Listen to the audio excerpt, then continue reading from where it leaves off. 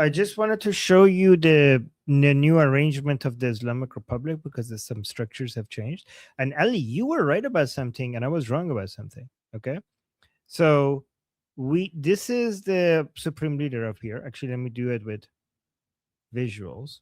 Okay, Ooh. so these are the armed forces of the Islamic Republic. Okay, so the armed Okay. forces of the Islamic Republic, you have the supreme leader at the very top, and then you had two institutions. This is the before. Okay, so you had ستاد کل نیروهای مسلح, which I think is in English you say the general staff of the armed forces, right? Mm-hmm. Yeah. So that was supposed to basically, we have different armed forces of the Islamic Republic. This institution is supposed to organize them all together so they work in coordination with each Yeah. other, right? He's like So P. I Hexa. thought that this is going to be managing only the Artesh and the yeah, so I thought that this institution is supposed to be only for the Artesh and the IRGC, but no, Ali, you were right. They also are for the Basij, right?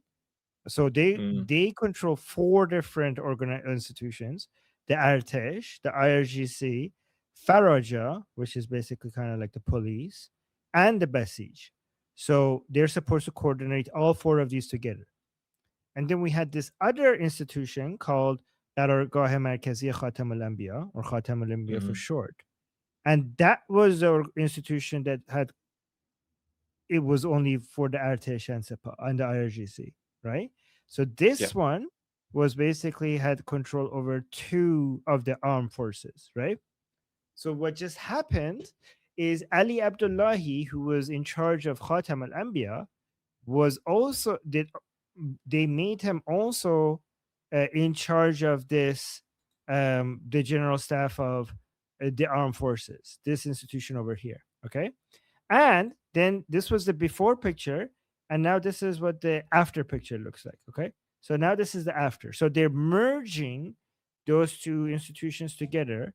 So now you have the supreme leader in charge of the merger of those two institutions, both the Khatam Al-Anbiya institution and the general staff of the armed forces. I think they're now just going to call it the general staff of the armed forces.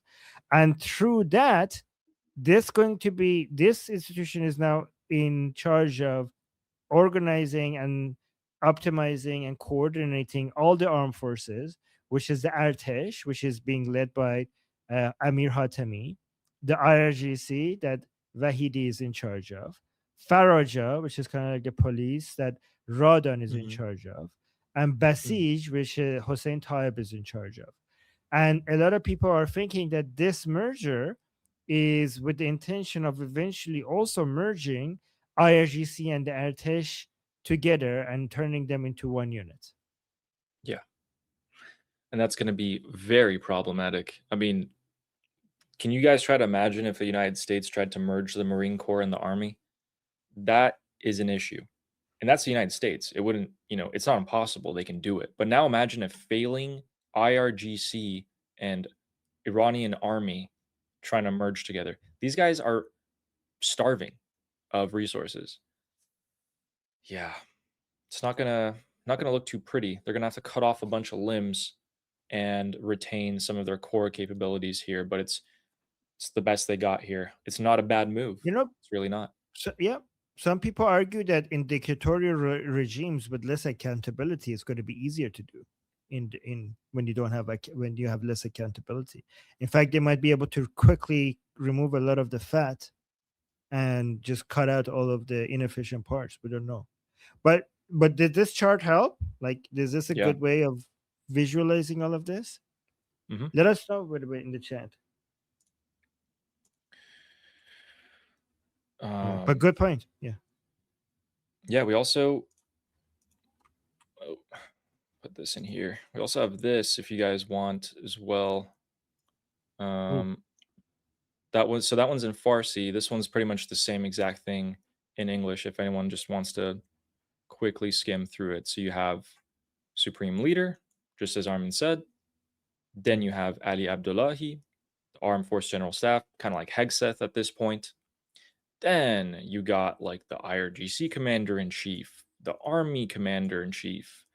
Then you have Radon, the police commander, and all of these other points. But Although this one right here, as you said, should be up here. no, actually, that's more accurate because the Basij is Is it? supposed to. Okay. Yeah, you're right. Actually, that your chart is more accurate because Basij is supposed to be part of the IRGC.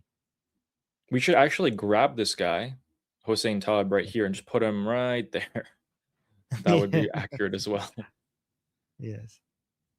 Trying to hide all the way down here. So yeah. But this And then also look at shows this. that. Yeah.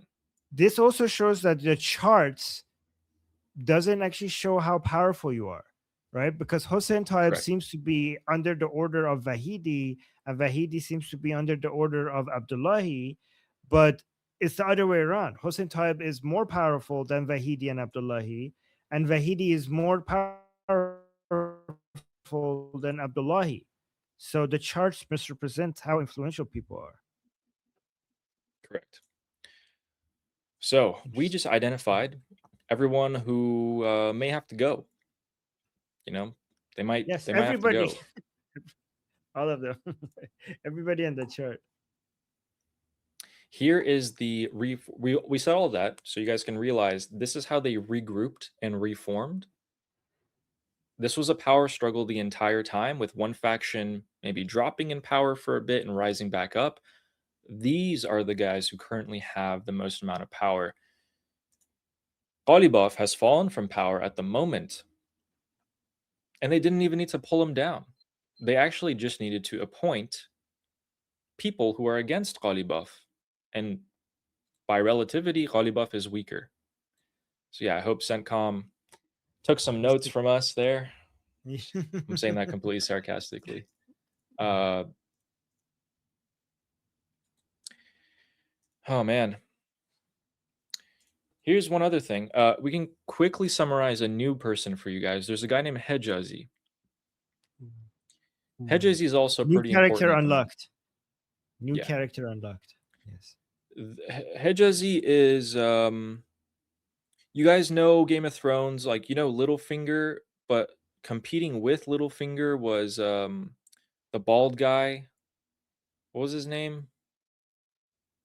Anyway, it was the bald guy who like would use like the whisper of secrets and stuff like that. Kind of big, kind of chunky. Varys. Yes, Varys. Okay, so Varys is like Hejazi. Spy. Yeah, so he's the guy who passes all the notes, the handwritten notes, the messages, the late of night. You know, hear a knock on your door and your IRGC commander. It's going to be one of Hejazi's messengers delivering you a secret message or directions, etc., like that. So that guy, everyone knows him. He's been the kind of the coordinator guy. He knows a lot of secrets, a lot, if not all. He's also trying to step up at the moment, although a bit more quietly. So we're going to have to keep an eye on him too, aren't we? Yeah, he's a big deal. My name is Armin Navabi. I'm an Iranian political analyst with decades of experience fighting the Islamic regime inside and outside of Iran. Make sure you follow me for more, and also make sure you join our discussion group. I'm there almost every single day. Come talk to me there and the rest of the people there in our group calls. It's a great place to meet and talk to people who like talking about politics. The link is in the description and or in the bio. You could also get there by scanning the QR code on the screen. See you there.